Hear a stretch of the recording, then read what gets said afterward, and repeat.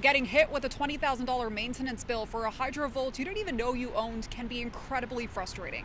Well, that's what happened to a Toronto man, and that prompted the city's ombudsman to launch an investigation.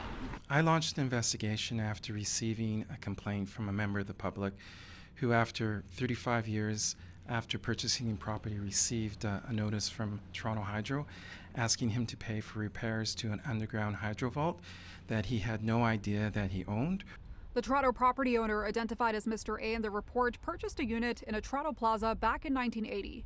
And unknown to him, the property came with an electricity vault that was underneath the unit's parking lot.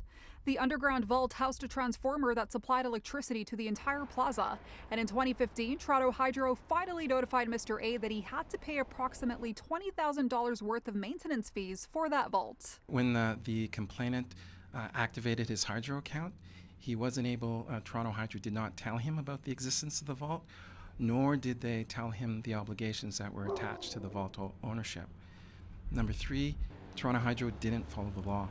So the Electricity Act requires Toronto Hydro to advise or give reasonable notice to a property owner before they go on the property to conduct an inspection. The Ombudsman provided 13 recommendations for Toronto Hydro to follow in the report, including having a clearly defined process for customer-owned infrastructure and provide better notice to customers of their ownership responsibilities. Although the Ombudsman faced a number of roadblocks during the investigation, by the end of it, Toronto Hydro agreed to cover $20,000 in repair costs.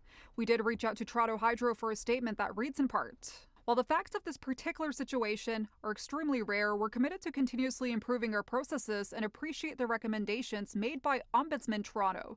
Toronto Hydro will be taking steps to implement changes that will assist customers going forward."